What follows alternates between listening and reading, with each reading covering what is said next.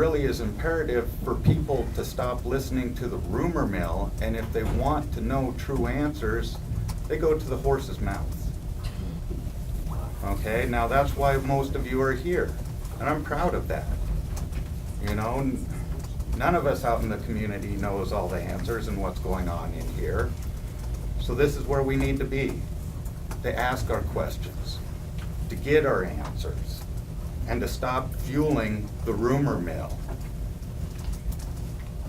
I've worked with various charities, and I do a lot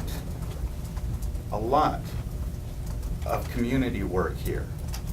And one of the other things that bothers me is I read the Missoulian, and you get to post your comments. And under the editorial of George Bailey's letter, there were several going back and forth. They were blaming everything on the transplants. Well, I'm a transplant. I was born in Victor. I'm a Montanan, and I came out here because of the beauty and the things that my family thought we could achieve here. We still have faith in this community, but a lot of people have been slow to come around to be accepting of us, even though we're the ones that came around with the idea to thank the volunteers and the firefighters that got the action going with the commissioners to have those signs planted on the courthouse grounds, to get all the kids in the community together, talk to the high school, and got the kids a place to do these signs so we could show support to the people that were helping save our community. Now after this blow up, there's people out in the community that are shunning us again because we're the new people. We've only been here about 5 years. They're probably troublemakers. I read a part in the paper that said that attacked the Mormon faith. You know, they shouldn't be called Mormons, they should be called morons. How fair is that? Christians should stand together. They're gonna have differences, but the main goal of Christians is to be like Christ. We're here to help each other. And only in being united can we make this a strong community again. And I think that is truly in the hearts of all of us, is a strong community. So sometimes we gotta put little differences away and seek the truth. And we can only get the truth from the people that have it. We don't need to be fueling these rumors and going around and making them worse. We need to show our support by coming in and finding the truth and then letting that truth be known. I am proud to say that I've worked with both people being attacked, and you know, I like both people. I can talk about George Bailey and how he's helped me out. I can also talk about Steve Carty here and what a wonderful job he has been there whenever I've need help in my charity work and given solutions and helped me out. I just wish the witch hunts would stop. We need to come together.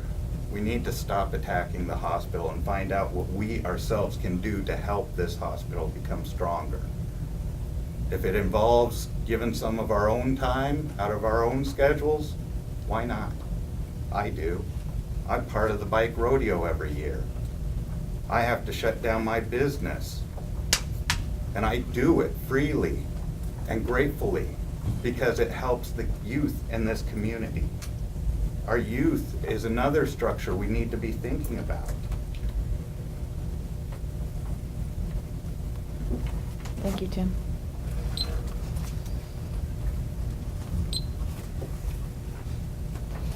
Okay. Thank you, everyone, for your comments. Excuse me, 1 second. Oh. I didn't check yes. I Oh, might okay. make a suggestion. This is the first time I've come to the meeting. I don't Could- know anybody here. Could you tell me your name? My name is Marilyn Moran, Okay. and I don't know anybody here, and I think it would be very beneficial if there would be like a little card. We used to do it at meetings, you know, you fold it, you write your name on it, so we would know who everybody was, because you do not introduce yourselves. I have no idea who you are. Thank you. That's a really great comment. I hadn't thought about that. Let me introduce you to the board members.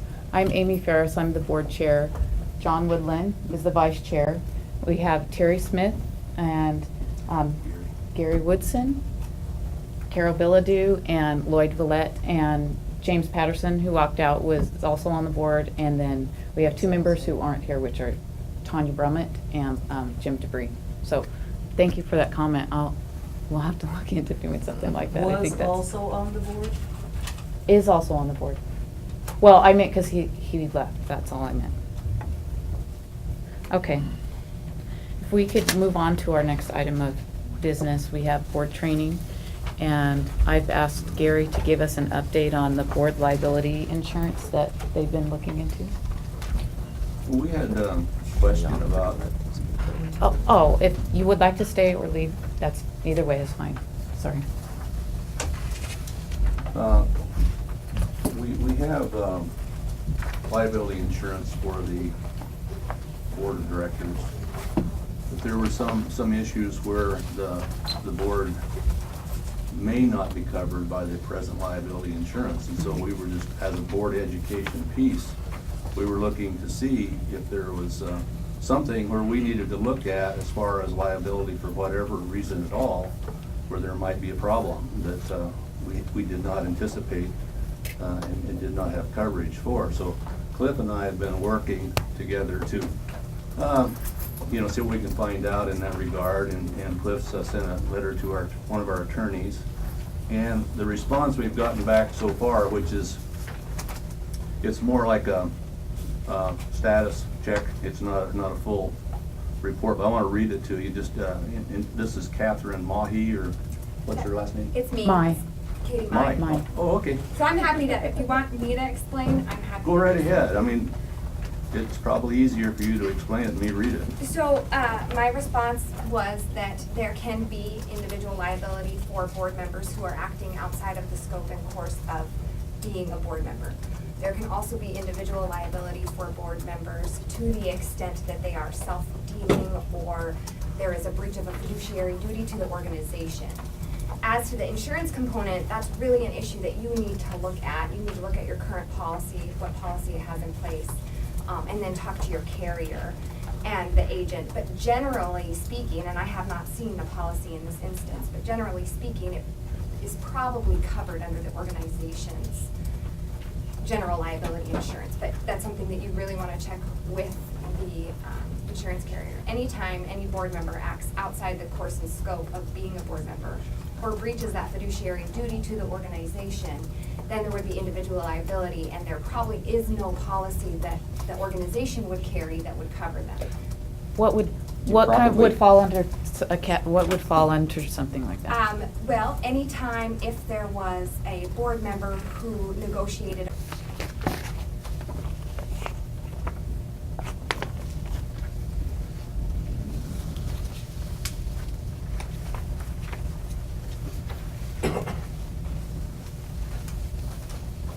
Any questions?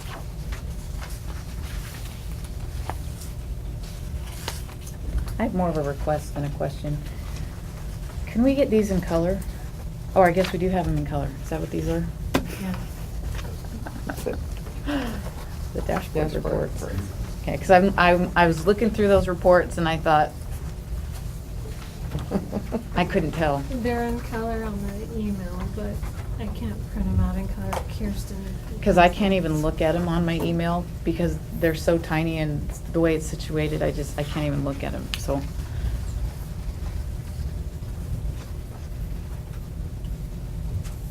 We're awfully quiet for normally, wow.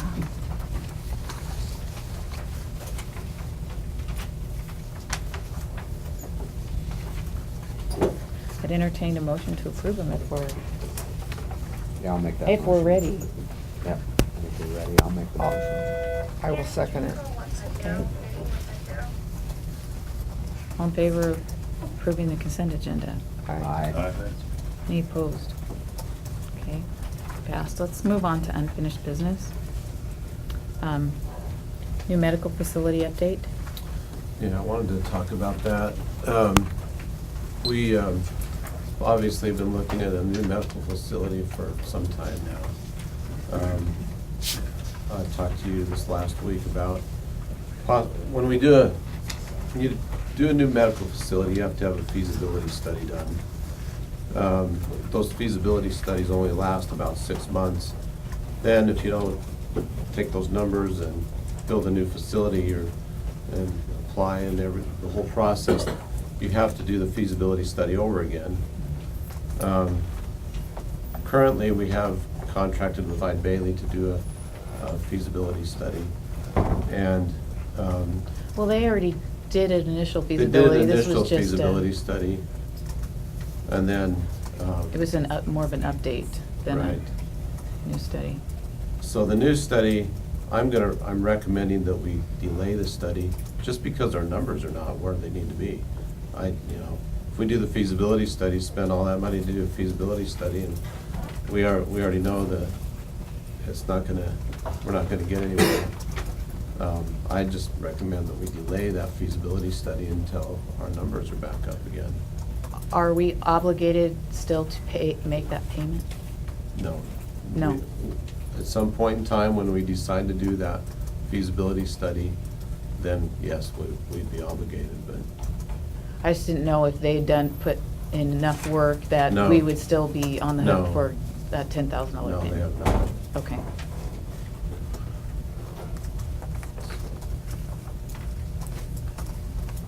Have any thoughts on that? Do we have to make a motion? I think we do, because we made a motion So- initially to proceed with that. The other person we had engaged was Charles Irvin. Right. From Doherty Mortgage, and he is saying the same thing to me, is let me know when you're ready to re-engage me again, so. Okay. um, When's that 6 months up? The 6 month? It's already Well, it doesn't. It's already- The 6 months doesn't start until they Until we actually do do the the study. study. Oh, okay, I'm The thinking old so there ones. was a feasibility study we did last year. Yeah, that's already expired. That's already expired, so That's at expired, this that's why we point- have to do another one. Okay, so at this point, it doesn't make any sense to me to proceed forward with this right now. No, Yeah. no.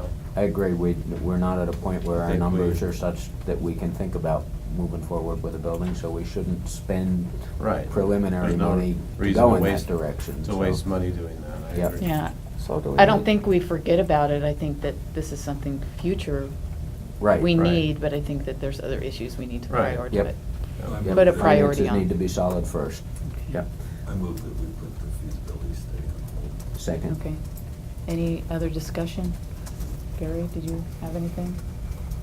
No, the only thing I thought about was the future. I know currently the interest rates are really good, and financing is in the right spot if we had the right, if it was feasible for us. If we wait for a longer period of time, we don't know what the unknown is out there. But we can't really move with it anyway until our numbers go up. But we do risk paying a higher amount later by waiting. My biggest concern is I feel like we're overwhelmed with projects right now, and I don't know if the community is in real support of this right now, and I think we need to kind of prioritize and focus on the base business and before we move forward with another large project. Yep. Yeah. I agree 100%. So, did you have any comments about that, Lloyd? Okay, well then, I would like to ask for all in favor of putting the feasibility study on hold. Aye. Are there any opposed? Okay, thank you. Thank you, Steve. Okay, our inpatient EHR system update. That's going as scheduled for the inpatient. We just had Next Gen out here, working with several departments. They're continuing to work with all the hospital departments to gear us up for the go-live date in the 1st of December. So I don't know if you want to add anything to that, John, but. It's a lot of work, and it's serious work, and our employees are well involved and getting the training they need. And we're making the changes that are needed to go onto electronic system rather than a paper system. Nursing was ready to go on, but then we put that off for good reasons. And it's better to go all at once anyway. So good progress is being made, and Julie is tracking it very well and is in communication constantly with both NextGen and with Steve and myself and others as projects go forward. When are we set to do like a first dry run? Are we I think that scheduled? November 10th or so. It's early, it's the first week and a half of November. We'll have 3 weeks worth, and presently, the plan is to do side by side, possibly even longer than those 3 weeks, so we don't put the financials and the accounts receivable on until we know it works well. We do both for a while, and maybe possibly longer than just a 3 weeks. Yeah, that's one of So the we biggest know- downfalls. Yeah, that we know that we know our present system works, and we want to put in things on both. It'll take extra work, but we want to do it parallel for a month or 2 or 3 to make sure it works, so that all of a sudden we can't collect because it doesn't work properly. So that side of it is being planned right now, and we'll probably use tech time that we use now a little longer than through December 2nd. Are we gonna be able to interface the systems between the inpatient and the outpatient?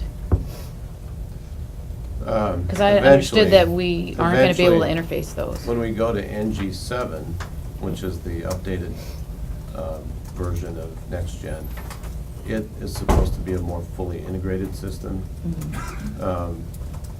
Because I had heard that they were just completely different systems, and that they are- weren't they gonna be are- able to interface. The inpatient is more in the initial stages. Eventually, the inpatient will catch up to the outpatient or ambulatory system. Okay, because when we rollout when we is- picked the systems, I was under the understanding that it's the same, because we're getting it from the same company, because that was one of the arguments that was presented, that we were both next gen, that they should have been able to interface, and I was under. It's somewhat integrated. It's a matter right now, I mean, once the inpatient's installed, it'll be a matter of tabbing back and forth between systems. And NextGen is beta testing presently NG7, which Okay. would put both of them together. And it's being tested right now in the country. They want to do that a number more months, I believe, before they actually. When's that gonna be released, do we know? I don't think they have a release. So they don't date. have a date. Yeah. I think it's. And are we gonna have to refinance the whole entire system, like we're having to pay for it now? No, I think Or it's is an it- upgrade. No, It'd be an those upgrade. upgrades are included in Sorry, our, I'm- the upgrades are I included feel in like our I'm purchase. watching a tennis match. The upgrades are included in our purchase. They're Yeah. included in the purchase, okay. That's good to know. Do you have anything else for the EHR? Okay, mammography project update. We are making good progress. The walls interiorly are going up right now. We're looking at a grand opening date late September right now. And we're looking, we have to move radiology out of their office into a new office, and I spoke yesterday with the crew about just, if we have to, prepare the office so we can move into it in the PAC system, so that then we can prepare the mammography in the old radiology office. And that's doable. We'd rather get the whole thing done at once. And it's possible, but it's almost too early to tell right now. You slow down when you start doing details. And we're getting into details right now. I was just wondering, because I thought we were gonna be up and running by now. Yeah, I thought so too. Where have the delays been? Everywhere. Everywhere?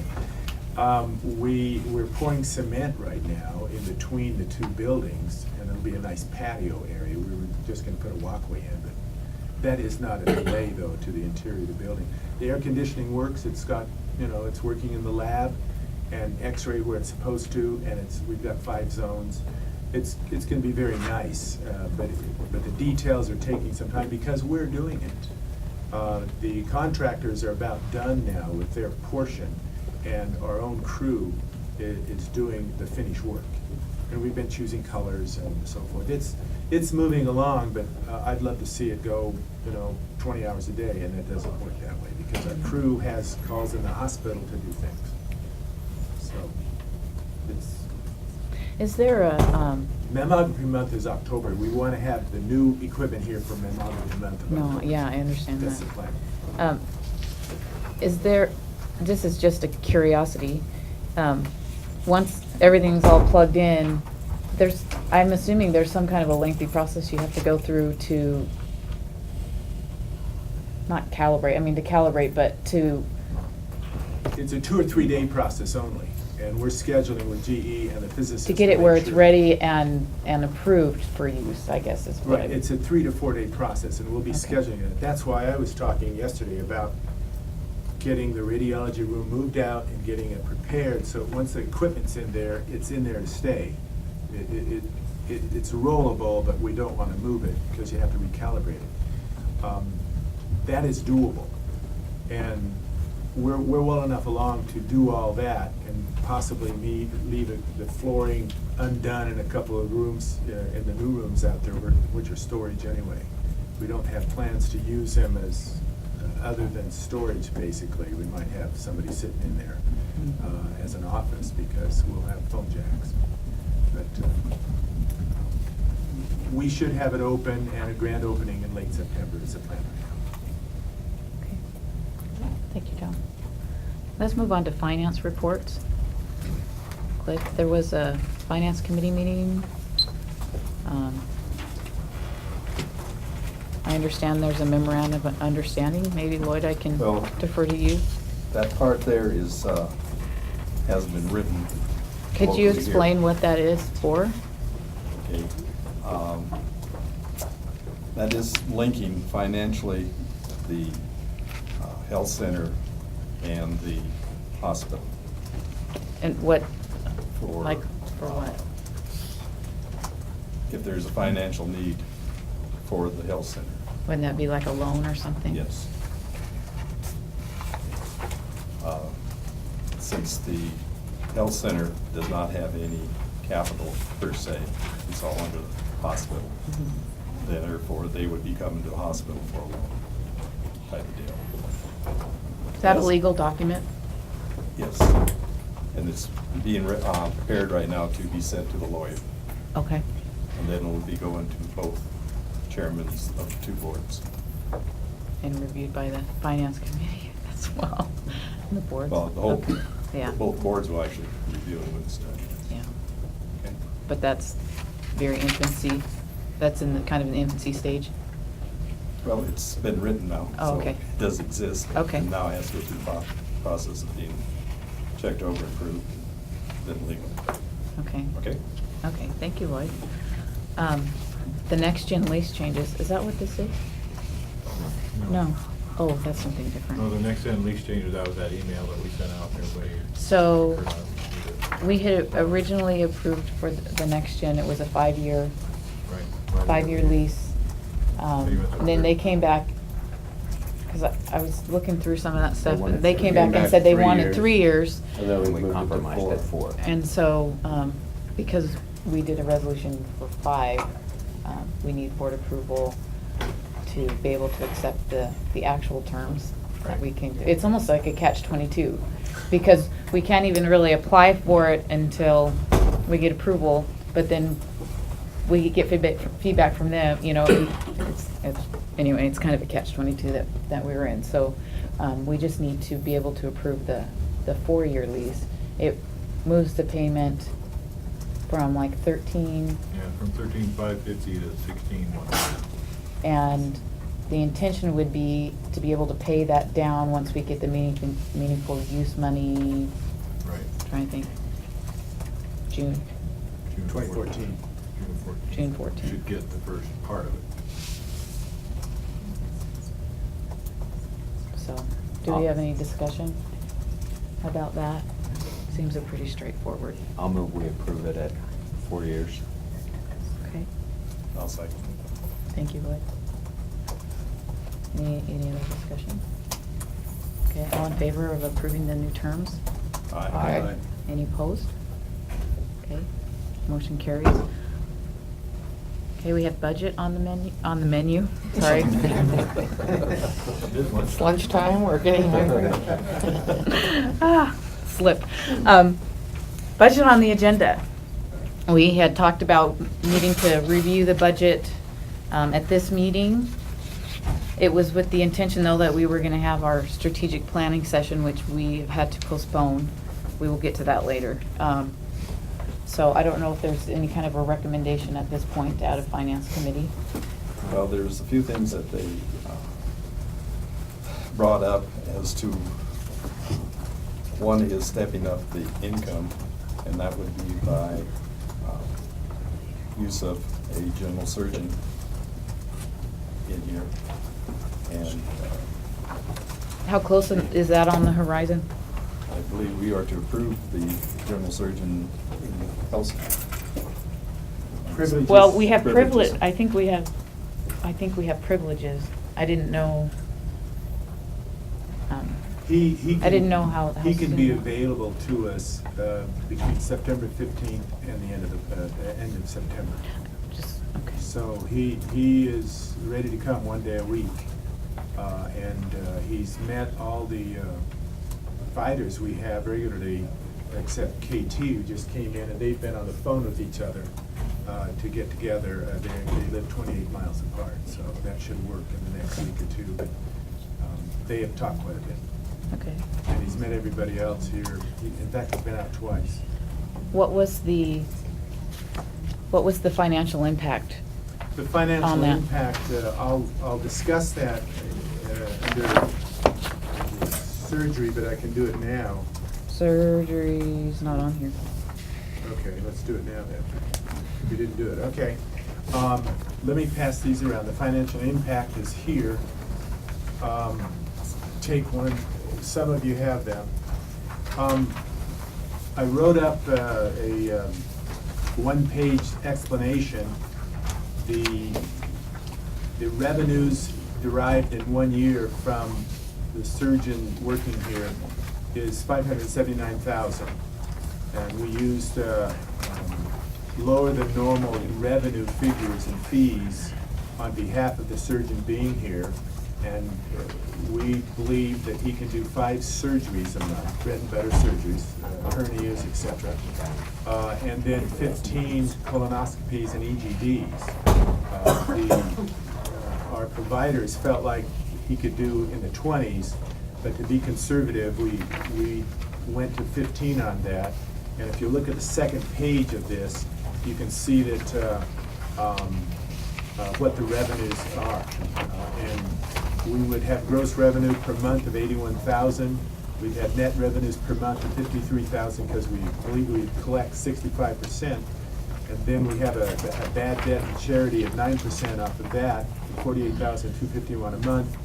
And Where did that 9% come from?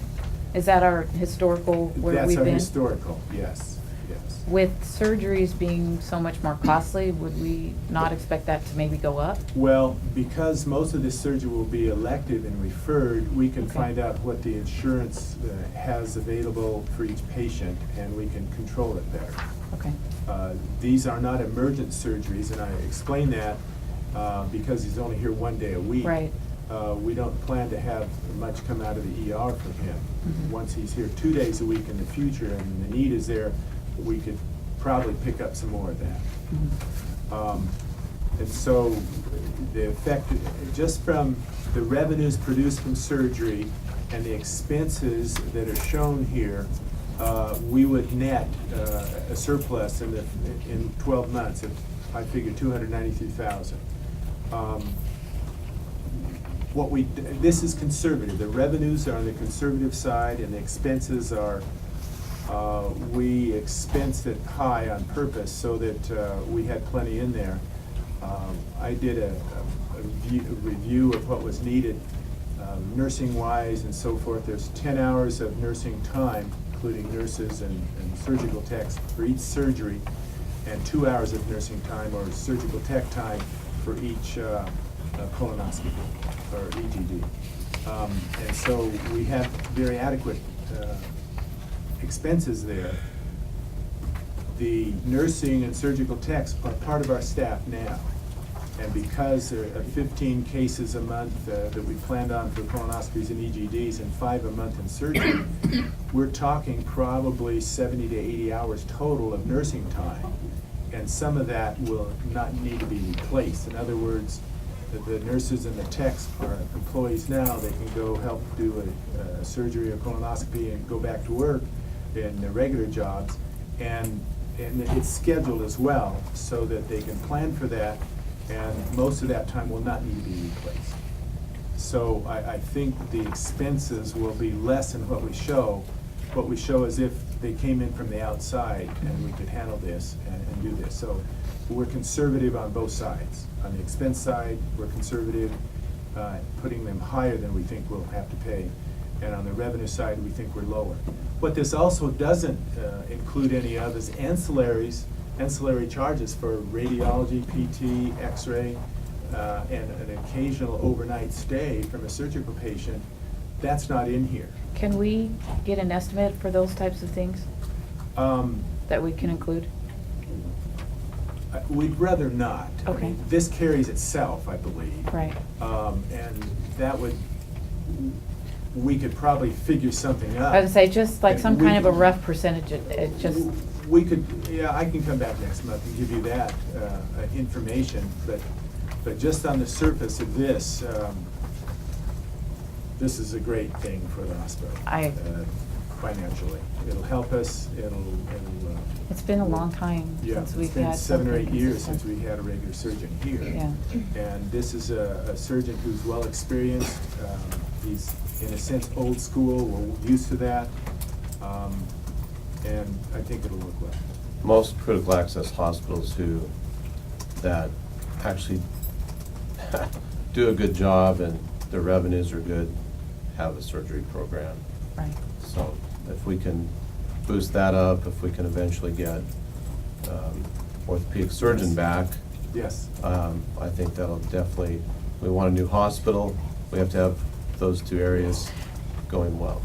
Yes. And Are we looking at